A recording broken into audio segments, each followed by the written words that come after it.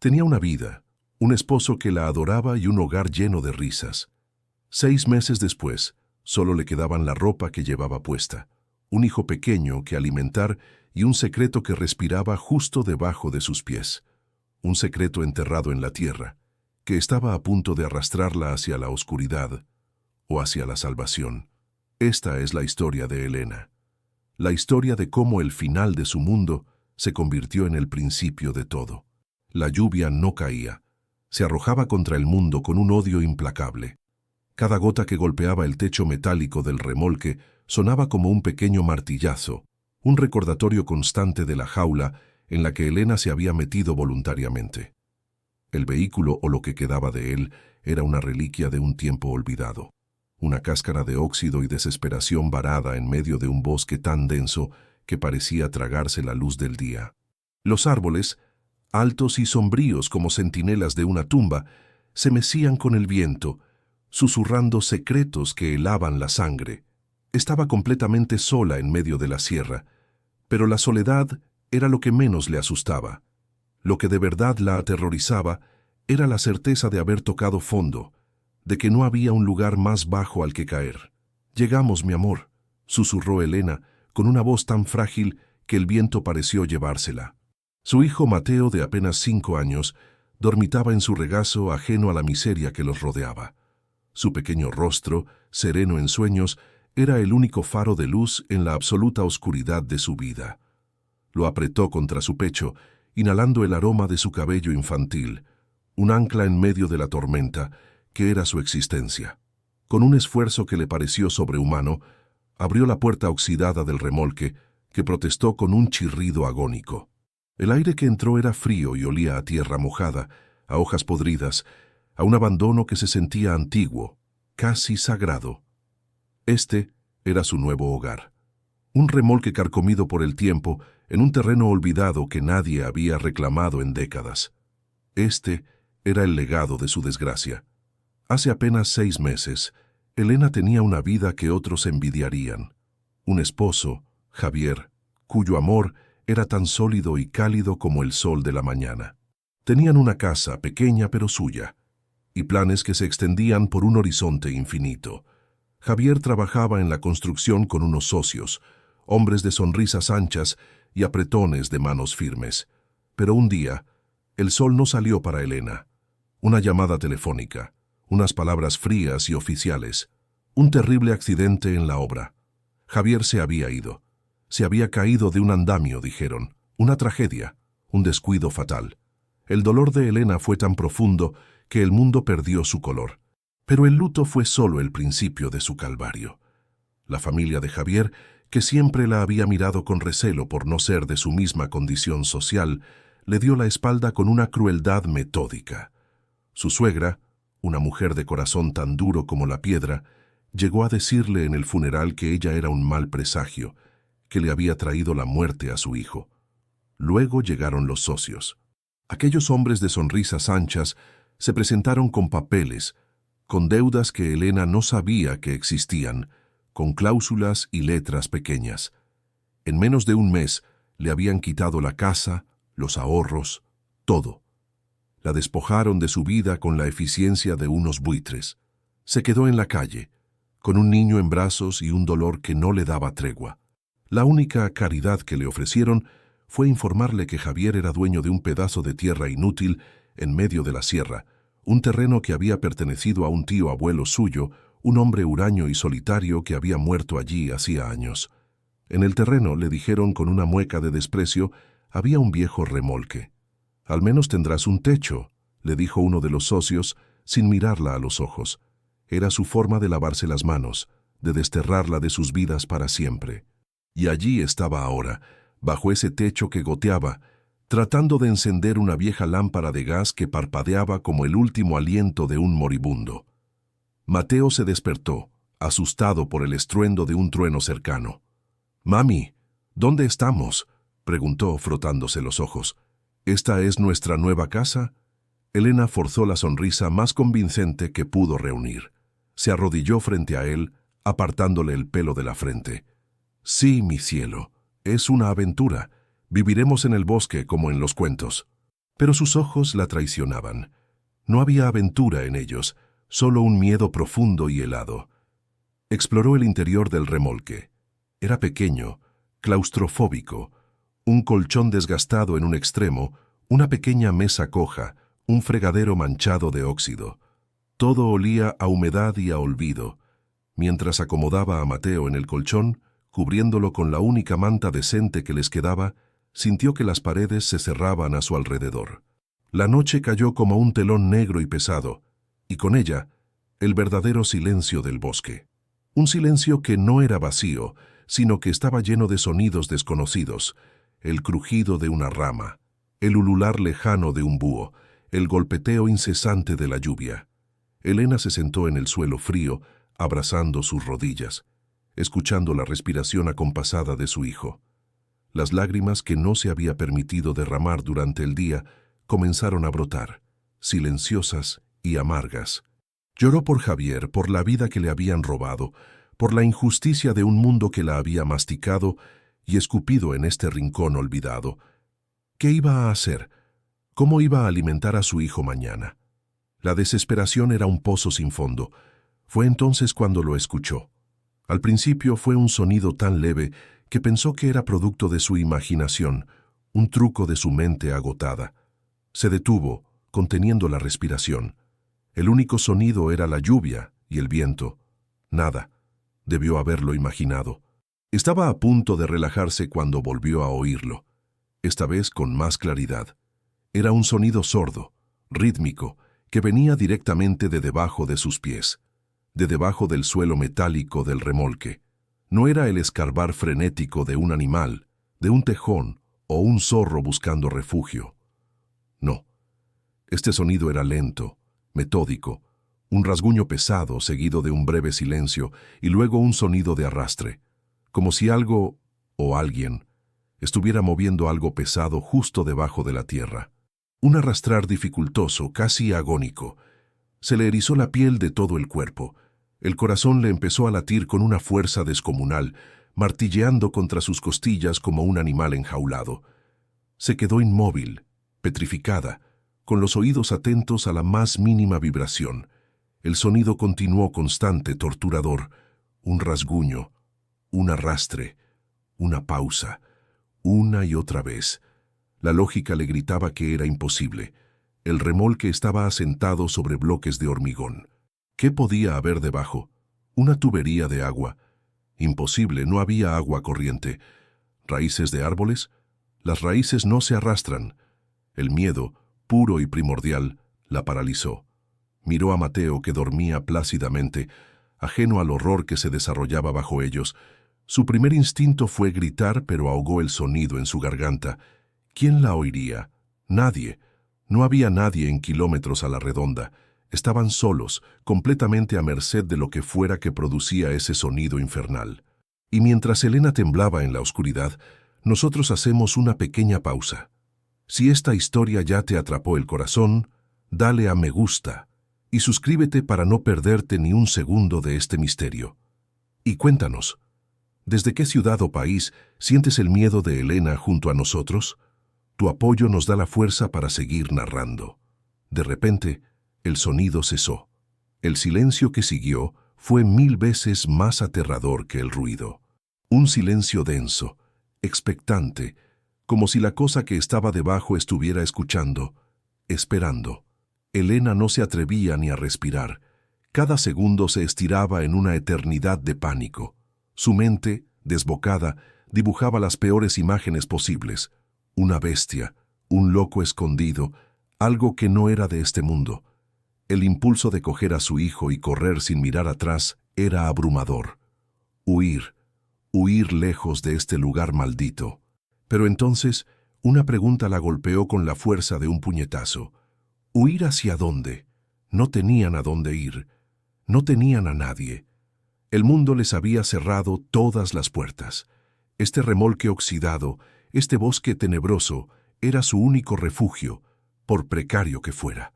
Si huían de aquí, ¿dormirían bajo la lluvia? ¿Morirían de frío o de hambre? La imagen de Mateo, temblando y desprotegido, fue más aterradora que cualquier sonido bajo tierra.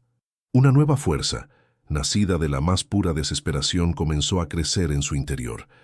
Era la furia de una madre, la rabia de una leona acorralada que protege a su cachorro.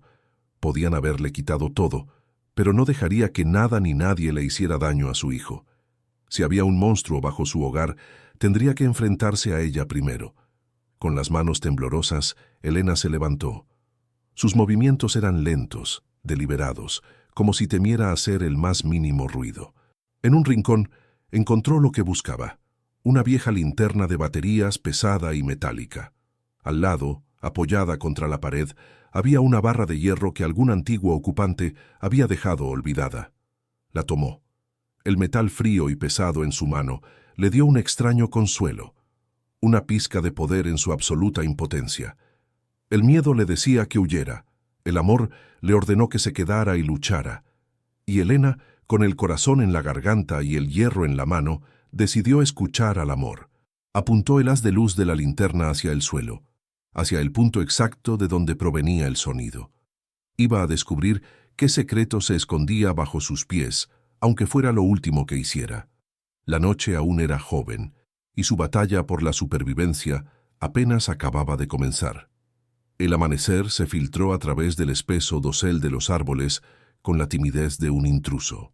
No trajo consigo el consuelo cálido de un nuevo día, sino una luz grisácea y pálida que solo servía para revelar con mayor crudeza la desolación del lugar. La lluvia había cesado, pero el bosque entero goteaba, un llanto interminable que se sumaba al peso en el alma de Elena. No había dormido.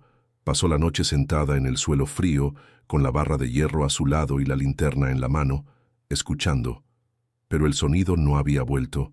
El silencio que lo reemplazó era una entidad propia, una presencia pesada y expectante que parecía emanar de la tierra misma. Cuando los primeros rayos de luz tiñeron el cielo de un color ceniciento, Elena se movió. El miedo de la noche no se había disipado, se había transformado, se había solidificado en una resolución fría y dura como el acero. No podía vivir un segundo más con la incertidumbre. No podía criar a su hijo sobre un interrogante que le helaba la sangre. Mateo aún dormía, con la respiración tranquila de los inocentes. Verlo le dio la fuerza que necesitaba. Besó su frente con una delicadeza infinita, un juramento silencioso de que lo protegería de todos los monstruos del mundo, ya estuvieran dentro de los hombres o debajo de la tierra. Con un cuidado extremo para no despertarlo, abrió la puerta del remolque. El aire de la mañana era gélido y limpio, cargado con el aroma penetrante de pino y tierra húmeda. El mundo parecía recién lavado, pero Elena no podía apreciar su belleza. Sus ojos estaban fijos en el suelo, escudriñando cada centímetro alrededor del precario hogar que ahora habitaban. Tenía que haber una señal, algo. El sonido había sido demasiado real, demasiado cercano, para no haber dejado rastro. Comenzó a caminar lentamente, rodeando el remolque. El suelo estaba blando por la lluvia, y sus botas se hundían ligeramente en el lodo. Observaba cualquier anomalía, una rama rota, huellas de algún animal, cualquier cosa fuera de lugar. Nada. El bosque guardaba sus secretos con una indiferencia soberbia. Dio una vuelta completa, y luego otra. La frustración comenzaba a roer su determinación. ¿Y si lo había imaginado todo? ¿Y si el dolor y el agotamiento finalmente habían quebrado su mente? Estaba a punto de rendirse, de convencerse a sí misma de que había sido una pesadilla, cuando notó algo. No era evidente. Era un detalle sutil, casi imperceptible. En el lado este del remolque, donde el sol matutino apenas lograba penetrar, había una zona de tierra de unos 2 metros cuadrados que parecía diferente.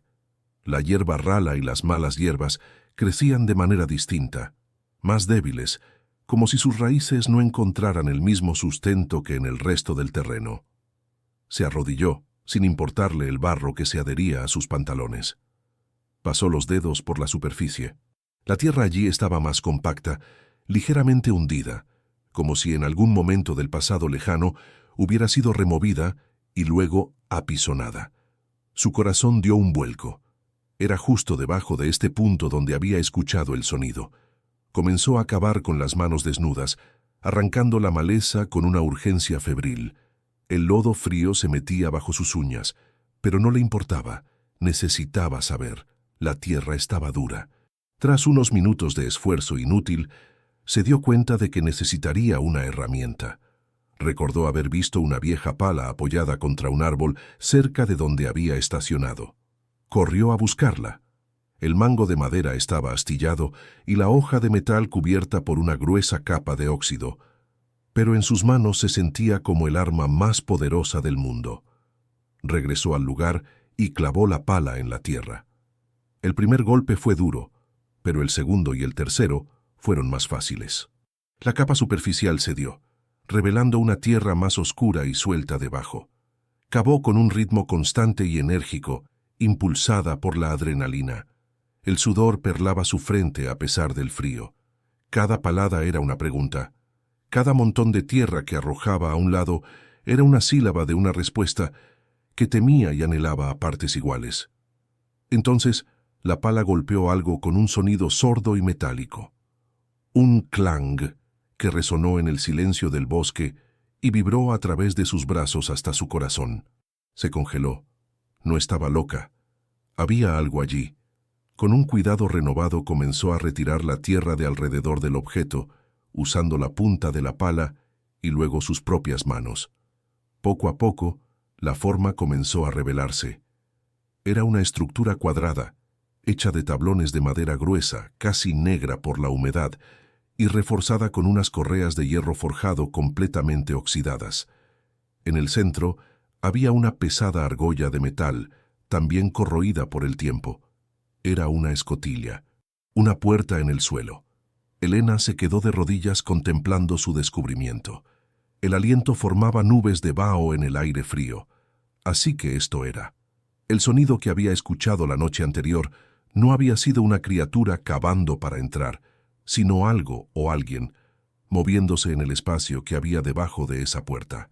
La idea le provocó un escalofrío que no tenía nada que ver con la temperatura. ¿Quién construiría un sótano o un refugio debajo de un remolque en medio de la nada? ¿Y por qué estaría tan cuidadosamente oculto? Reunió todo su valor y agarró la argolla de metal con ambas manos. Tiró. No se movió ni un milímetro. Estaba sellada, como si llevara décadas sin abrirse. La madera hinchada por la humedad y el óxido de las bisagras la habían convertido en una sola pieza con la tierra. Tiró de nuevo, con un gruñido de esfuerzo, poniendo todo el peso de su cuerpo en el intento. Nada. Era como tratar de levantar la montaña misma. No debería estar haciendo eso. La voz grave y áspera como la corteza de un roble la hizo saltar y soltar un grito ahogado. Se giró bruscamente, con el corazón desbocado. De pie, al borde del claro, había un hombre. Había aparecido de la nada con el sigilo de un depredador. Era alto y corpulento, con un rostro curtido por el sol y el viento, y una barba desaliñada de varios días. Vestía ropas de caza y sostenía una escopeta con la naturalidad de quien lleva un brazo extra. Sus ojos pequeños y oscuros la examinaban con una intensidad desconfiada. «¿Quién es usted?», balbuceó Elena, poniéndose de pie y retrocediendo instintivamente hacia la puerta del remolque. «Podría preguntar lo mismo», respondió el hombre sin moverse. Su voz era tranquila, pero tenía un filo peligroso. «Mi nombre es Ricardo. Vivo en estas tierras desde antes de que ese remolque fuera siquiera chatarra. La pregunta es, ¿qué hace usted aquí, removiendo lo que no debe? Esta tierra pertenecía al tío de mi esposo», dijo Elena, tratando de que su voz sonara firme. «Ahora es mía». Ricardo soltó una risa corta y sin alegría. «Nadie es dueño de esta parte del bosque, señora. Solo la habitamos por un tiempo. Y le doy un consejo de buen vecino. Hay cosas que es mejor no desenterrar. Lo que está enterrado, enterrado debe quedarse». Su mirada se desvió por un instante hacia la escotilla que Elena acababa de descubrir, y luego volvió a clavarse en ella. En sus ojos había algo más que simple curiosidad. Había un conocimiento, una advertencia que iba más allá de la simple preocupación por una extraña. «No sé de qué habla», mintió Elena. «Solo estaba limpiando un poco». «Claro», dijo él, con un tono que dejaba claro que no le creía en absoluto. «El tío de su marido, el viejo Anselmo, Era un hombre que guardaba más secretos que la noche. Murió solo por una razón. Hay lugares que no deben ser perturbados, por su bien y por el de su niño, añadió, y su mirada se dirigió hacia el remolque, donde Mateo empezaba a moverse. Esa última frase fue una amenaza velada, o quizás una advertencia genuina. Elena no podía descifrarlo. El hombre, Ricardo, se dio la vuelta tan silenciosamente como había llegado y comenzó a caminar, desapareciendo entre los árboles como un fantasma. Su presencia dejó un rastro de inquietud en el aire, una nueva capa de miedo sobre la que ya sentía. ¿Intentaba protegerla de algo que había en ese sótano? ¿O estaba protegiendo el secreto él mismo? Ahora la urgencia era aún mayor. Tenía que abrir esa puerta. Tenía que hacerlo antes de que Ricardo volviera, antes de que la noche cayera de nuevo. Corrió hacia el remolque y agarró la barra de hierro que había sido su única compañera durante la noche.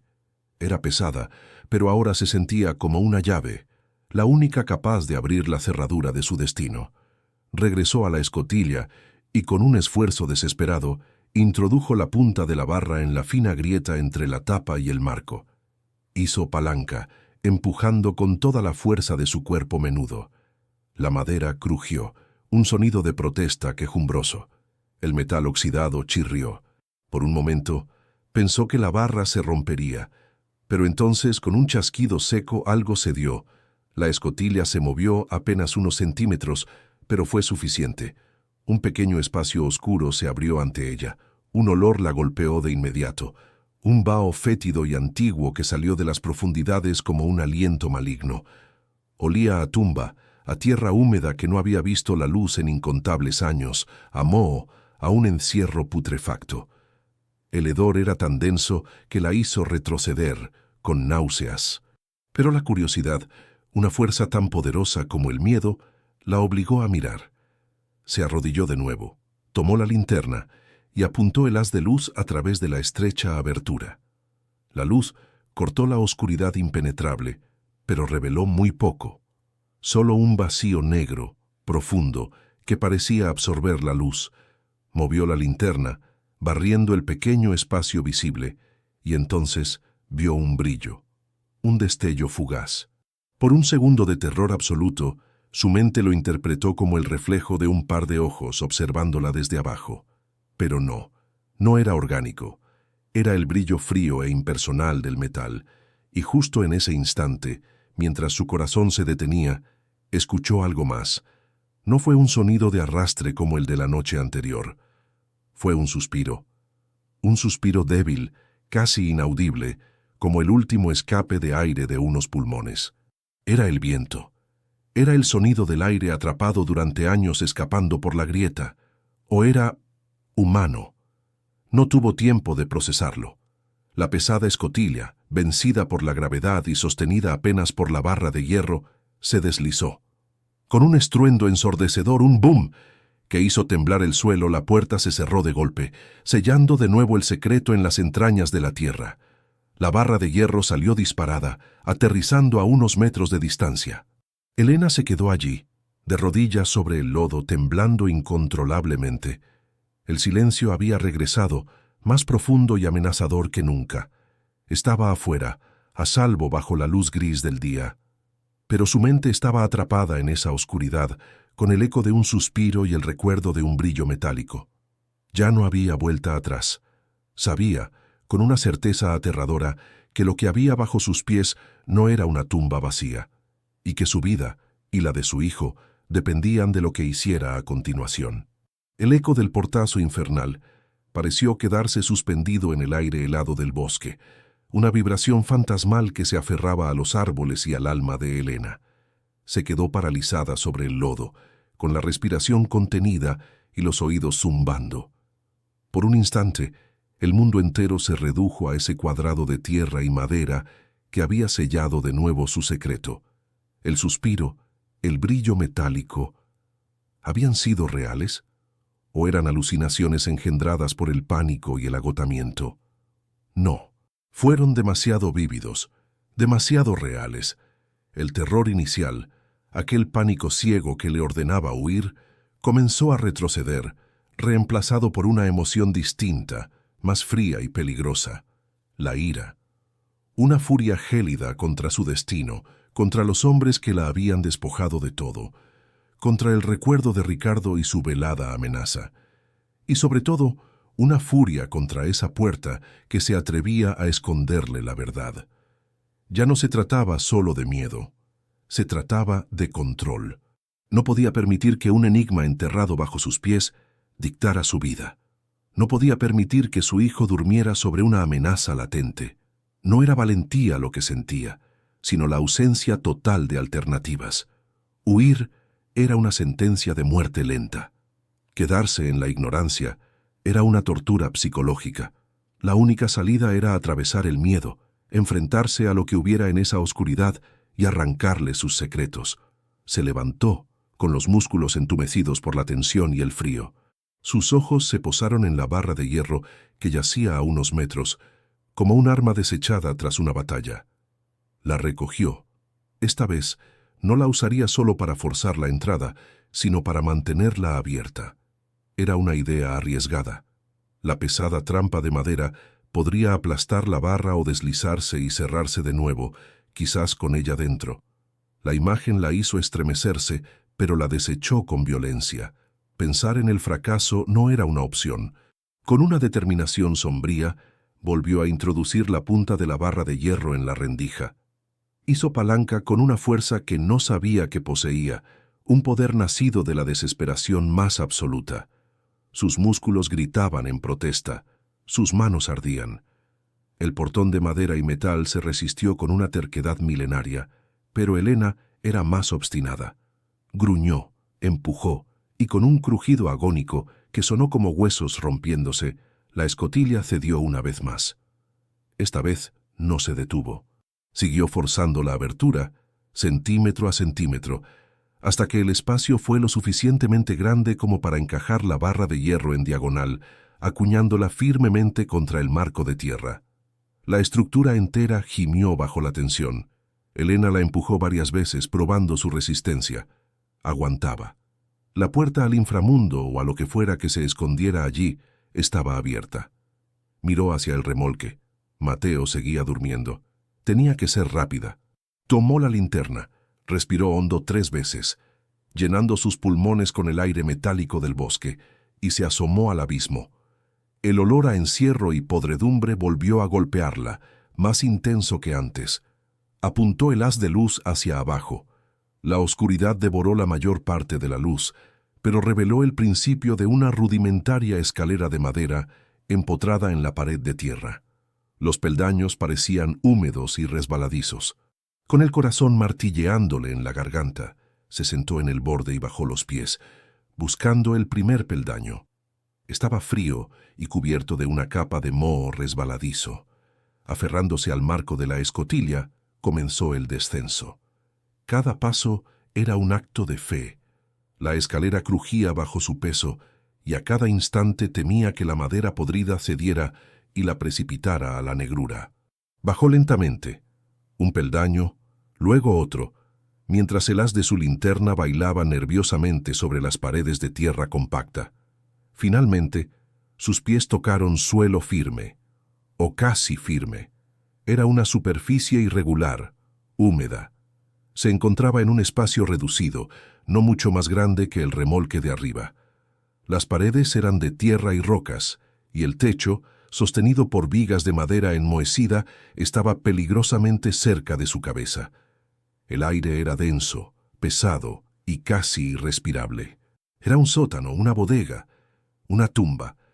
Barrió el espacio con la linterna, con el pulso acelerado, esperando encontrar la fuente del suspiro, el cuerpo, los ojos que la observaban. No había nada. El lugar estaba vacío, o casi. Contra la pared del fondo, apiladas unas sobre otras, había 4 grandes cajas de metal. Eran baúles militares o industriales, de un color verde oscuro casi invisible en la penumbra, sellados con pesados cerrojos oxidados. El brillo metálico que había visto provenía de las correas de una de esas cajas. Su mente trabajó a toda velocidad. El sonido de arrastre de la noche anterior.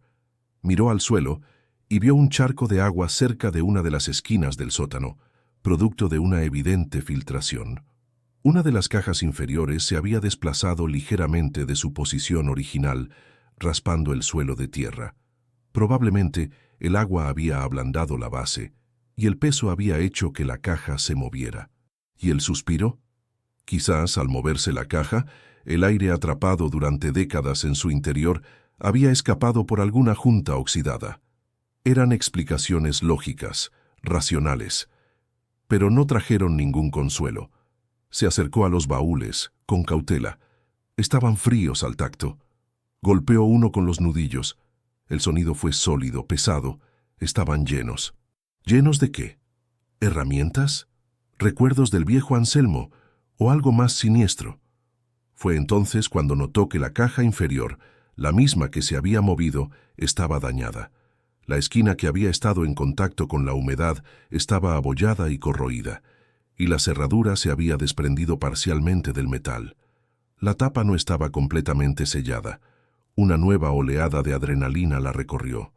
Se arrodilló y, usando la punta de sus dedos, tiró de la tapa. El metal oxidado protestó con un chirrido agudo, pero cedió. Con un último esfuerzo, levantó la pesada cubierta de metal, apuntó la linterna al interior y se olvidó de respirar. No había huesos, no había restos mortales. Dentro, cuidadosamente envueltos en tela encerada, había fajos y fajos de billetes. Cientos de ellos, billetes antiguos, de denominaciones altas. Su mano temblorosa se acercó y tocó uno. Era real. Debajo de los fajos de billetes había varias bolsas de tela que tintinearon al tocarlas. Las abrió. Collares, anillos, pulseras de oro y plata, joyas con piedras preciosas que brillaban con una luz codiciosa bajo el haz de la linterna. Era un tesoro, una fortuna. Elena se echó hacia atrás, apoyándose contra la pared húmeda, con la mente en blanco. La conmoción era tan abrumadora que eclipsó el miedo, el frío, el hedor. Era una cantidad de dinero que no podía ni empezar a calcular. Más de lo que jamás había visto en su vida. Lo suficiente para escapar de allí, para comprar una casa, para darle a Mateo un futuro, para empezar de nuevo 1000 veces. La solución a todos sus problemas estaba allí, en una caja oxidada enterrada bajo un remolque abandonado. Las lágrimas comenzaron a brotar de sus ojos, pero esta vez no eran de tristeza ni de desesperación. Eran de alivio. Un alivio tan intenso y puro que le dolió el pecho. Se rió, una risa ahogada que sonó extraña y fuera de lugar en ese espacio sepulcral. Lo había logrado. Había encontrado la salvación. Por un momento se sintió invencible. Su mirada volvió al interior del baúl, recorriendo la increíble visión. Pero esta vez notó algo más, algo que había pasado por alto en su euforia inicial. Metido en un costado, junto a una bolsa de monedas de plata, había un objeto rectangular envuelto en una bolsa de cuero engrasado para protegerlo de la humedad. No era dinero ni joyas. Parecía un libro. Con una curiosidad renovada lo sacó. Desenvolvió el cuero protector. Era un diario, un pequeño cuaderno de tapas de piel oscura, desgastado por el tiempo, con una correa para mantenerlo cerrado. Lo abrió. En la primera página una caligrafía elegante pero temblorosa cubría el papel amarillento. Elena reconoció esa caligrafía. La había visto una vez, en una vieja postal que Javier guardaba. Era la letra de su tío abuelo, Anselmo. Un escalofrío recorrió su espalda, disipando la calidez del alivio. ¿Por qué guardar un diario junto a un tesoro? Se sentó en el suelo húmedo, con la linterna apoyada en una roca para iluminar las páginas, y comenzó a leer la primera entrada, fechada más de 20 años atrás. Las palabras que leyó hicieron que la sangre se le helara en las venas. Lo hicimos. No puedo creer que lo hiciéramos. El dinero está aquí, bajo mis pies, pero quema. Quema como el fuego del infierno. Juramos que nadie lo sabría nunca. Juramos dividirlo cuando las cosas se calmaran. Pero no puedo dormir. Cada vez que cierro los ojos veo su rostro, la sorpresa en su mirada, la traición. Elena pasó la página con dedos temblorosos. Unas entradas más adelante, encontró la que detendría su corazón. Han pasado 2 meses. La policía dejó de buscar. Creen que simplemente se fugó con el dinero. No saben que duerme debajo de mi casa, custodiando la fortuna que nos costó su vida. Lo enterramos junto a la caja más pequeña, para que su espíritu la protegiera. Que Dios me perdone por lo que le hice a mi socio. Que Dios me perdone por este tesoro manchado de sangre. El diario se le resbaló de las manos y cayó al suelo con un ruido sordo. El sótano ya no parecía un refugio de tesoros. Se había transformado de nuevo en una tumba. El dinero ya no era una salvación. Era la evidencia de un crimen, el precio de una vida. El cuerpo no estaba en la caja, no. Estaba en alguna parte de esa misma oscuridad cerca de ella. El suspiro que escuchó, el movimiento que sintió, ya no parecían tan racionales. Elena se levantó de un salto, con el pánico apoderándose de ella una vez más, esta vez 1000 veces más intenso. No estaba sobre un tesoro, estaba sobre un asesinato. Y ahora, el secreto no le pertenecía solo al muerto y a su asesino. Ahora también era suyo. El aire en el remolque se sentía tan viciado y espeso como el del sótano. Elena salió de la cripta subterránea como si emergiera de su propia tumba, con el alma cubierta de un lodo más sucio que el que manchaba sus ropas. Jadeaba, no por el esfuerzo físico de la escalada, sino por el peso aplastante de la verdad que ahora cargaba. El tesoro, aquella visión momentánea de libertad y esperanza, se había transmutado en un ancla de plomo que la arrastraba de nuevo a las profundidades de la desesperación. El dinero ya no era una promesa de futuro, sino el precio manchado de sangre de una vida humana. Con manos temblorosas y una fuerza febril, retiró la barra de hierro que sostenía la pesada escotilla. La dejó caer con un estruendo metálico que la hizo sobresaltarse. Por un instante, dudó. Dejarla abierta era una locura, una invitación al desastre. Pero volver a sellarla se sentía como convertirse en cómplice, en la nueva guardiana de aquel horrible secreto. Al final, la necesidad de proteger a su hijo se impuso a cualquier dilema moral. Con un último empujón, dejó que la pesada tapa cayera, y el boom, sordo que resonó, fue como el punto final de su antigua vida. El secreto estaba enterrado de nuevo, pero ahora vivía dentro de ella, latiendo como un segundo corazón envenenado. Entró de puntillas en el remolque, con el diario de Anselmo apretado contra su pecho, como si fuera una bomba a punto de estallar. Mateo dormía, un pequeño ángel en un mar de podredumbre.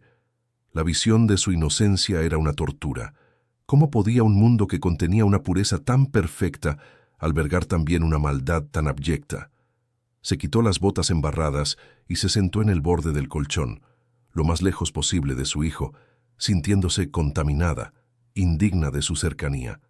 La luz grisácea del día se filtraba por la sucia ventana, iluminando las páginas amarillentas del diario. Con una mezcla de pavor y necesidad, continuó leyendo. Las palabras de Anselmo pintaban un cuadro de codicia y traición aún más oscuro de lo que había imaginado. Eran 4 socios en total.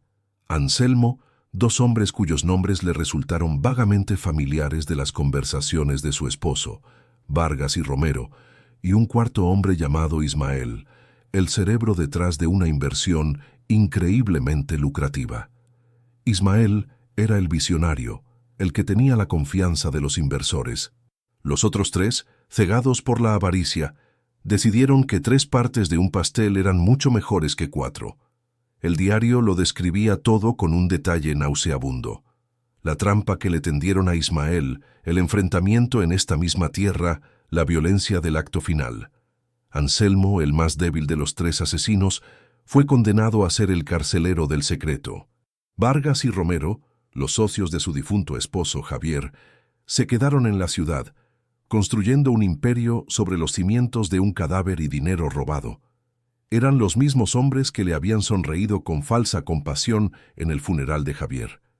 Los mismos que la habían despojado de su hogar con una eficiencia depredadora. La conexión fue como un rayo que la partió en 2. Su tragedia personal no era un hecho aislado, Era el último eco de un crimen cometido 20 años atrás. Javier no tuvo nada que ver. Era demasiado joven, pero había trabajado toda su vida para los monstruos que habían asesinado a Ismael. Un torbellino de preguntas la asaltó. ¿Qué debía hacer? ¿Ir a la policía? Se reirían de ella. Una viuda desesperada, con un diario viejo y una historia inverosímil sobre un tesoro y un cadáver enterrados en medio del bosque.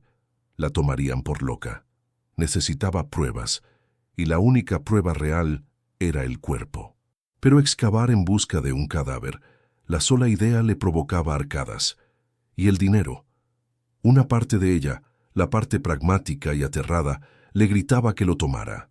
Coger una cantidad, solo lo suficiente para huir lejos, para desaparecer con Mateo y empezar de nuevo donde nadie pudiera encontrarlos. Pero la voz de su conciencia le susurraba que cada billete que tocara estaría manchado con la sangre de Ismael, con la pena de su familia desconocida. Estaba tan absorta en su tormento interior que no escuchó el sonido de un vehículo acercándose por el camino de tierra, un sonido casi ahogado por el murmullo del bosque. No lo oyó hasta que el motor se detuvo justo enfrente del remolque. Un golpe en la puerta, suave, casi cortés. Toc, toc, toc. El sonido la hizo dar un brinco y el diario casi se le cae de las manos. Su corazón se disparó, golpeando sus costillas con una violencia brutal. ¿Ricardo? ¿Había vuelto? Escondió el diario bajo una almohada raída y se acercó a la puerta, con cada nervio en tensión. ¿Quién es?, preguntó, su voz un hilo tembloroso. Señora Elena, soy yo, el señor Vargas, socio del difunto Javier. La voz era melosa, empapada de una falsa preocupación que la repugnó hasta la médula. ¿Puedo pasar un momento? Me preocupaba su situación, sola aquí. Vargas. De todos los demonios de su pasado, el peor de ellos estaba en su puerta. El pánico la amenazó con ahogarla. Abrir esa puerta era como invitar a la serpiente al nido, pero no abrirla sería aún más sospechoso. Con la mano temblando giró el pestillo. El hombre que entró era impecable. Vestía un abrigo caro y zapatos que claramente no estaban hechos para el lodo del bosque. Su cabello plateado estaba perfectamente peinado, y una sonrisa paternal adornaba su rostro. Pero sus ojos eran fríos, calculadores, y se movían por el interior del remolque como los de un ave de rapiña, catalogando cada detalle de su miseria. Elena, querida, qué terrible lugar, dijo, fingiendo compasión. Cuando mis socios y yo nos enteramos de que se había mudado aquí, no podíamos creerlo. Dejar que la viuda de nuestro buen amigo Javier viva en estas condiciones es inaceptable. Estamos bien, señor Vargas, respondió ella, abrazándose a sí misma para controlar los temblores. Solo necesitamos un tiempo para reponernos.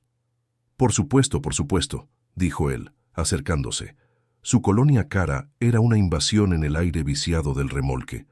Pero he venido a ofrecerle ayuda, una cantidad para que pueda alquilar un lugar decente en la ciudad, para que el pequeño Mateo no tenga que crecer en esto. La oferta era una trampa. Lo supo al instante. No era caridad, era una prueba. Quería ver su reacción, ver si ya había encontrado el otro dinero. No es necesario. Agradezco su amabilidad, pero no podemos aceptar, dijo Elena con la boca seca. Los ojos de Vargas se entrecerraron casi imperceptiblemente. Su sonrisa no vaciló, pero se volvió más afilada. No sea orgullosa, Elena. Piense en ello como un pago atrasado. Javier era un buen empleado. Además, esta tierra siempre fue una preocupación. El viejo Anselmo era un hombre extraño. Siempre murmuraba sobre tener un seguro de vida enterrado por aquí. Paranoias de un viejo solitario, supongo. Un seguro de vida enterrado. La frase del diario. La estaba probando. Sabía, o al menos sospechaba, que ella estaba cerca de la verdad. Elena sintió que el suelo se abría bajo sus pies. Intentó mantener una expresión neutra, pero seguramente el pánico se reflejaba en sus ojos. Fue entonces cuando la mirada de Vargas se desvió hacia el suelo, cerca de la puerta. Se fijó en sus botas, aún cubiertas de lodo fresco y oscuro. Luego su mirada se desplazó hacia la ventana y a través de ella vio el parche de tierra removida junto al remolque, el lugar donde ella había desenterrado la escotilla. La sonrisa de Vargas se desvaneció por completo. La máscara de amabilidad cayó, revelando el rostro frío y depredador que se escondía debajo. «Ha estado cavando, Elena», dijo. Su voz ya no era melosa, sino un susurro gélido y amenazante. «¿Qué buscaba? O debería preguntar qué encontró». Dio un paso hacia ella, y Elena retrocedió, chocando contra la pequeña mesa. El juego había terminado. Él lo sabía.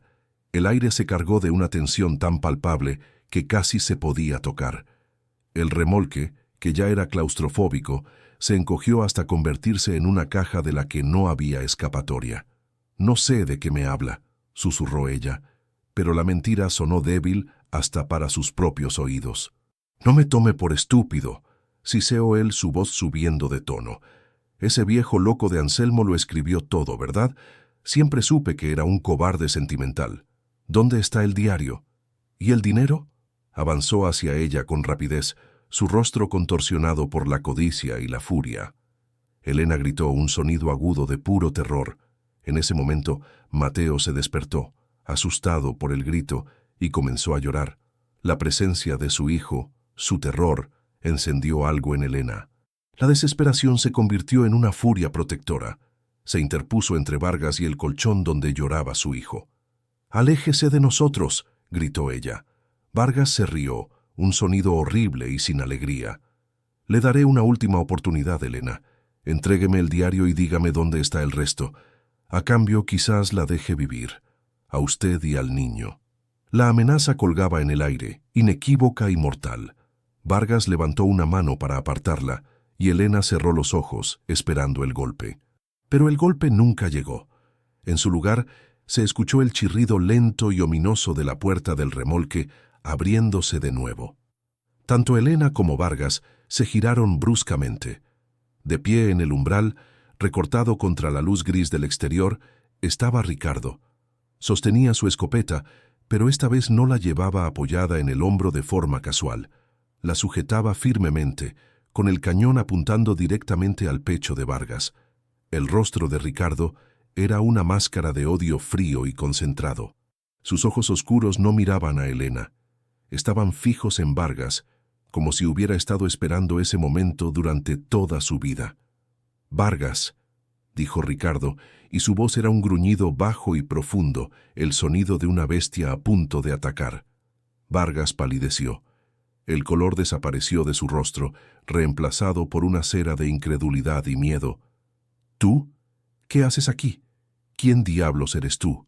Ricardo dio un paso dentro del remolque, sin apartar la vista ni el cañón del arma de su objetivo.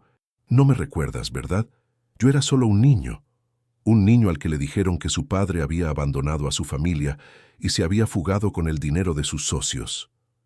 Hizo una pausa, saboreando el momento, dejando que el peso de sus palabras se asentara en la atmósfera sofocante. «Mi padre se llamaba Ismael». La confesión cayó como una sentencia de muerte. El círculo se había cerrado. La viuda, el asesino y el vengador, todos reunidos en una jaula de metal oxidado en medio de un bosque olvidado. El pasado ya no estaba enterrado bajo tierra, estaba allí vivo y armado, listo para reclamar su libra de carne. El tiempo se fracturó en 1.000.000 de pedazos de cristal. El interior del remolque, ya de por sí opresivo, se encogió hasta volverse una trampa mortal, un escenario diminuto para una tragedia que llevaba 20 años gestándose. 3 almas, la viuda, el asesino y el vengador, quedaron atrapadas en un triángulo de odio, miedo y una justicia largamente esperada. El llanto agudo de Mateo era el único sonido que rompía la tensión eléctrica, un recordatorio desgarrador de la inocencia atrapada en medio de la depravación. La revelación de Ricardo, «Mi padre se llamaba Ismael», golpeó a Vargas con la fuerza de un martillo. El color huyó de su rostro, dejándole una palidez cadavérica. Su máscara de arrogancia se resquebrajó, revelando por un instante el pánico puro de un hombre que ve a un fantasma en su puerta. Pero era un depredador acorralado, y el miedo rápidamente dio paso a un desprecio desafiante. «Ismael», siseó Vargas recuperando una pizca de su compostura. «Así que el mocoso sobrevivió. Deberíamos habernos encargado de ti también». La admisión fue tan casual, tan desprovista de remordimiento, que a Elena se le heló la sangre. Este hombre no era simplemente un ladrón, era un monstruo sin alma. «Has pasado toda tu vida escondiéndote en este bosque como una rata, esperando... ¿Qué? ¿Venganza?», continuó Vargas, con una risa burlona. Su mirada iba del cañón de la escopeta a los ojos encendidos de Ricardo. «Adelante, dispara, conviértete en un asesino, igual que crees que soy yo. ¿Y después qué? ¿Qué pruebas tienes? El testimonio de un ermitaño loco y de una viuda histérica. Nadie les creerá. Sin el cuerpo de tu padre, ese estúpido diario que seguramente encontraste no es más que un cuento de viejas». La provocación era una daga envenenada, diseñada para hacer que Ricardo cometiera un error. Y por un momento, pareció que iba a funcionar. La mano de Ricardo se tensó en el gatillo, su mandíbula se apretó con una furia asesina. Pero Elena intervino. En ese instante de claridad absoluta, entendió su papel.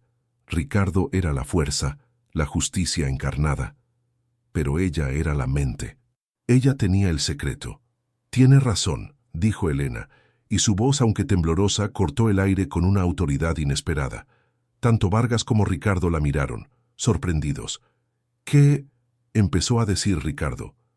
«Tiene razón», repitió Elena, con los ojos fijos en Vargas. «Sin pruebas, este diario no es más que papel y tinta». Caminó lentamente hacia la almohada donde había escondido el diario de Anselmo. Con un movimiento deliberado, sacó un cuaderno de aspecto similar, un viejo libro de cuentas con la tapa raída que había encontrado en un cajón, manteniéndolo de forma que Vargas solo pudiera ver su silueta. El verdadero diario seguía oculto. «Supongo que entonces esto no sirve de nada». Vargas la observó con los ojos entrecerrados, tratando de descifrar su estrategia. No la había, o al menos eso era lo que ella quería que él creyera. Con un grito que fue una mezcla de rabia y desesperación fingida, Elena se abalanzó hacia la vieja estufa de leña que había en una esquina. Aún quedaban algunas brasas del pequeño fuego que había hecho por la mañana para calentar un poco de agua. «Si no puede darnos justicia, entonces que se queme, que arda junto con todos los demás secretos de este maldito lugar». Y arrojó el cuaderno directamente sobre las brasas. «¡No!», rugió Vargas. Fue un sonido gutural, animal, el grito de un hombre que ve su vida entera evaporarse ante sus ojos. La codicia y el pánico anularon por completo su pensamiento racional. En su mente, la única prueba escrita de su crimen, el mapa hacia el tesoro que sin duda quería recuperar, se estaba convirtiendo en cenizas. En un acto de pura imprudencia, se lanzó hacia la estufa, apartando a Elena de un empujón. Metió las manos en las brasas para intentar rescatar el cuaderno, que ya empezaba a arder. «¡Idiota! Eres una completa idiota», gritaba mientras el papel se consumía. «Estaba todo ahí, las indicaciones. ¿Cómo íbamos a encontrar el cuerpo sin ellas? El viejo roble partido por el rayo, a 20 pasos al oeste. Anselmo lo dibujó todo, maldito sea». Se detuvo en seco. El silencio volvió a caer en el remolque, denso y pesado. Vargas se dio cuenta de lo que había hecho. Levantó la vista de las llamas, con los ojos desorbitados por el horror de su propia confesión. Vio la expresión de triunfo helado en el rostro de Elena. Vio la comprensión letal en la mirada de Ricardo. Lo había dicho, lo había confesado todo. La ubicación del cadáver. El cuaderno falso terminó de consumirse, convirtiéndose en un montón de cenizas negras. La trampa de Elena había funcionado a la perfección. La realización convirtió a Vargas de un manipulador calculador a una bestia acorralada. Con un alarido de pura rabia, se abalanzó sobre Ricardo. No le importaba la escopeta, solo veía al hijo del hombre que había asesinado, la causa de su ruina. El ataque fue tan súbito que Ricardo apenas tuvo tiempo de reaccionar. El espacio reducido del remolque jugó en contra de él.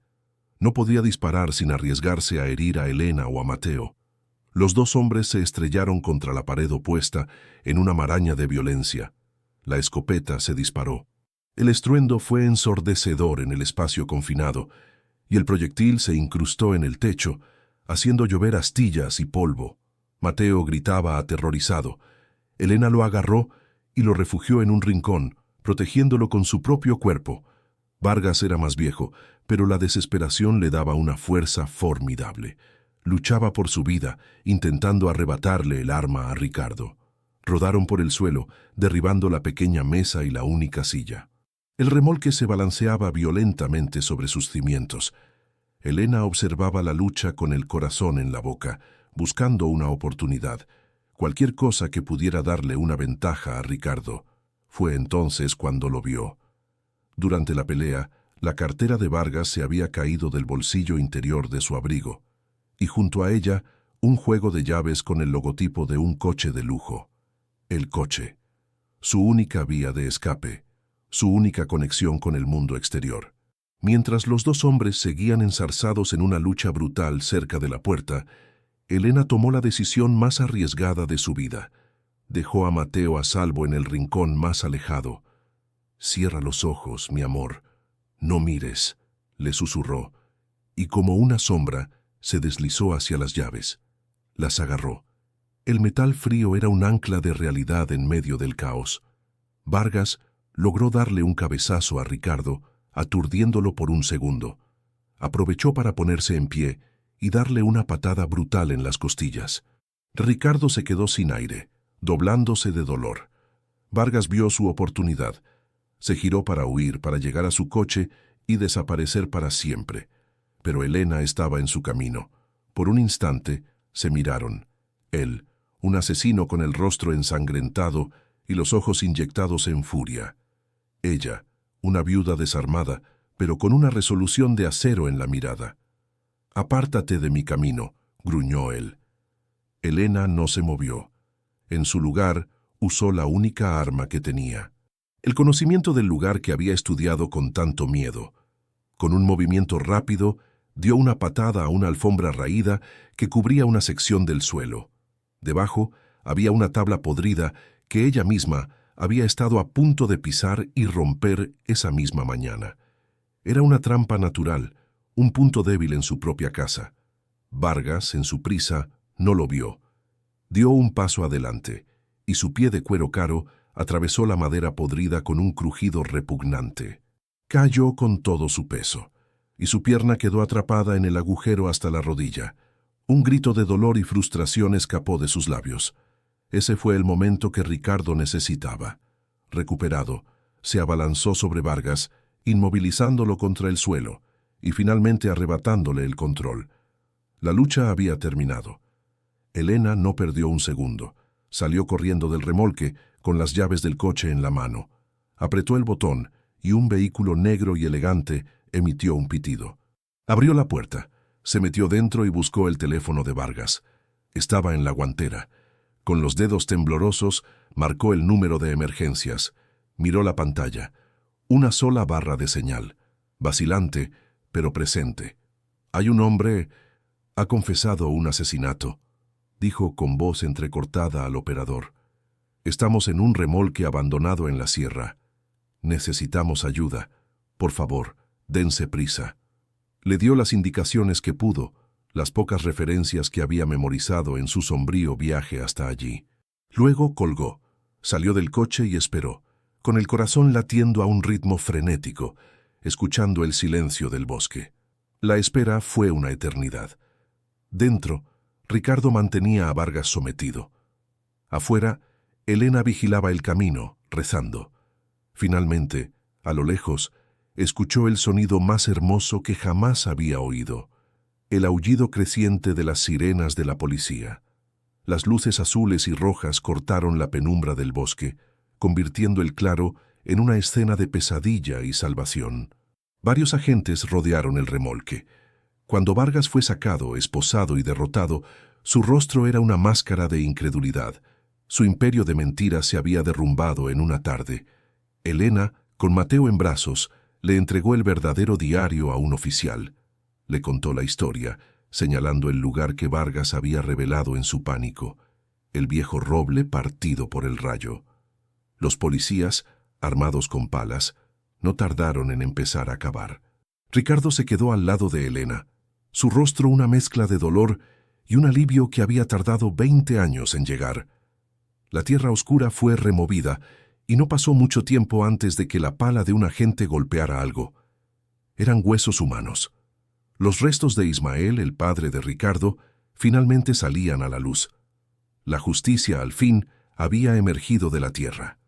Pero mientras los agentes trabajaban con cuidado para exhumar los restos, la punta de una pala chocó con otro objeto. No eran huesos ni rocas. El sonido fue metálico. Con sumo cuidado despejaron la tierra de alrededor.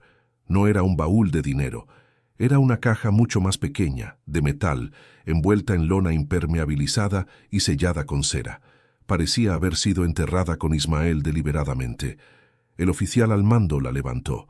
Todos la miraron en silencio. El misterio del asesinato estaba resuelto, pero un nuevo enigma acababa de ser desenterrado. ¿Qué más podía haber escondido en esa tumba improvisada? Antes de desenterrar el último secreto, detengámonos un instante. Hemos viajado con Elena a través del miedo, la soledad y la desesperación. La hemos visto enfrentarse a los fantasmas del pasado y a los monstruos del presente. Ahora una última caja yace a sus pies, un signo de interrogación de metal y lodo. ¿Qué creen ustedes que había dentro? ¿Qué giro final del destino aguardaba en esa tumba profanada? Dejen sus teorías en los comentarios, porque la verdad que están a punto de descubrir es más poderosa que cualquier tesoro. El claro en el bosque se había convertido en un santuario de luces intermitentes y susurros oficiales. El cuerpo de Ismael, cubierto respetuosamente, esperaba su traslado, un viaje hacia un entierro digno que se le había negado durante 2 décadas. Pero toda la atención, todos los ojos, estaban fijos en la pequeña caja metálica que el oficial sostenía. No era un cofre del tesoro, era más parecida a una caja de seguridad, sellada no solo por la cera, sino por el peso de los años y el misterio. Con una herramienta de la furgoneta forense, el agente forzó la cerradura oxidada. El sonido del metal cediendo fue un chasquido seco que pareció resonar en el alma de todos los presentes. Levantó la tapa con cuidado. Dentro no había oro, ni joyas, ni fajos de billetes. No había armas ni objetos macabros. Contenía algo infinitamente más valioso y duradero: documentos, varios pliegos de papel, perfectamente conservados en bolsas de lona encerada, con el sello de un notario y firmas que el tiempo no había logrado borrar. El oficial, con el ceño fruncido, extrajo el primer documento y lo leyó a la luz de una linterna. Elena y Ricardo se acercaron, conteniendo la respiración. «Esto es increíble», murmuró el policía. «Es el testamento de un hombre precavido». Los documentos revelaban la mente brillante y desconfiada de Ismael. Previendo la posibilidad de una traición por parte de sus socios, a quienes conocía mejor de lo que ellos pensaban, había tomado medidas extraordinarias. Semanas antes de su asesinato, había reestructurado legalmente su participación en la inversión original. Todo su capital, cada céntimo legítimo antes de la gran estafa, había sido transferido a un fideicomiso. Y los términos de ese fideicomiso eran tan poéticos como implacables. El capital, junto con todos los intereses y beneficios generados durante los años siguientes, sería entregado íntegramente a la persona o personas que demostraran ante un tribunal de justicia la verdad sobre su desaparición y llevaran a sus asesinos ante la ley. Ismael no solo había preparado su venganza, había preparado la recompensa para su vengador. Había convertido su herencia en un arma, una bomba de tiempo legal que acababa de estallar en las manos de Elena y Ricardo. El desenlace fue rápido y demoledor. La confesión de Vargas en el remolque, grabada por la llamada de emergencia de Elena. El diario de Anselmo, que corroboraba cada detalle. El descubrimiento del cuerpo en el lugar exacto que Vargas había revelado. Y finalmente, el fideicomiso de Ismael como golpe de gracia. El imperio de naipes manchados que Vargas y su otro socio Romero habían construido se derrumbó en cuestión de horas. Romero fue arrestado en su lujosa mansión sin entender cómo un fantasma de 20 años atrás había vuelto para reclamarlo todo. El dinero del sótano, el tesoro sangriento de Anselmo, fue confiscado por las autoridades como prueba y producto de un crimen. Pero la fortuna de Ismael, el capital legítimo que había crecido exponencialmente a lo largo de 2 décadas, era ahora, por derecho y por ley, la herencia de Elena y Ricardo. La justicia poética era absoluta. La codicia de los asesinos los había llevado a la cárcel y a la ruina, mientras que el acto de buscar la verdad había conducido a la viuda desamparada y al hijo vengador a una seguridad que nunca habían soñado. Un año después. El sol de la tarde se derramaba a través de amplias ventanas, pintando el suelo de madera de un salón espacioso con manchas doradas.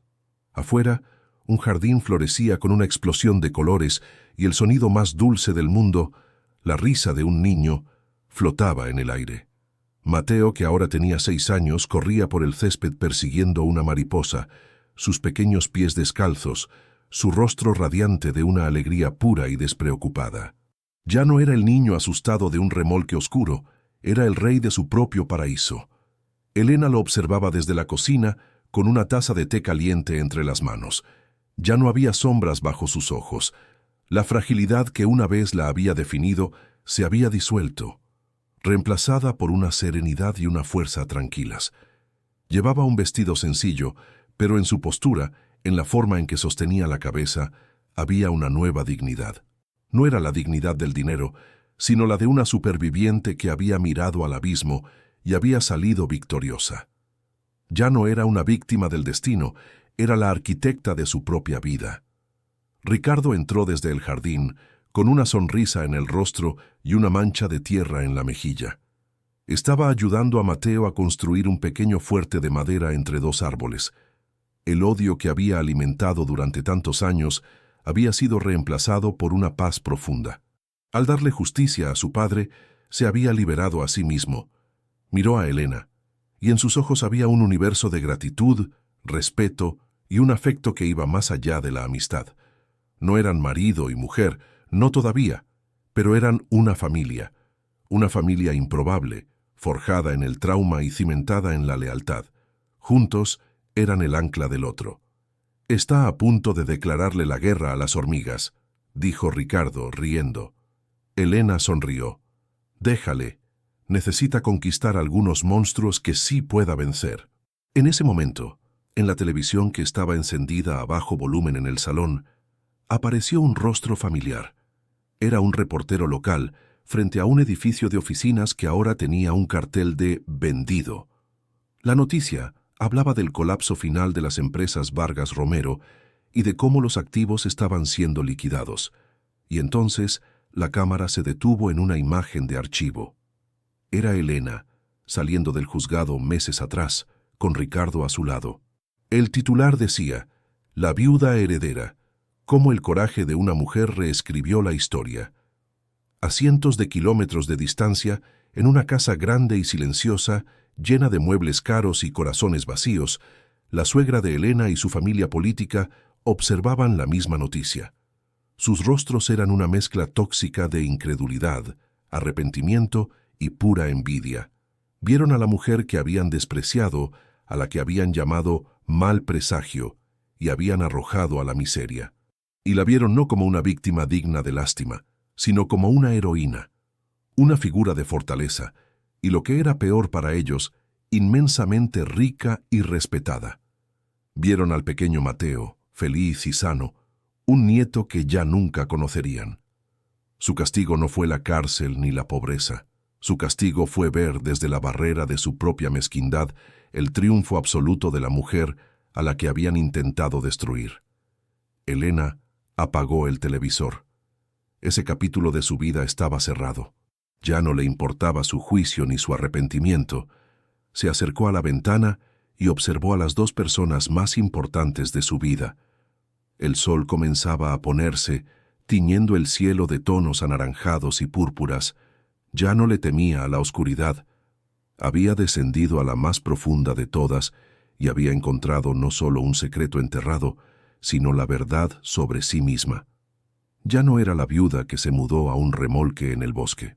Era la mujer que había escuchado el latido de la tierra, y en su pulso oscuro y olvidado había encontrado el ritmo de su propia y nueva vida.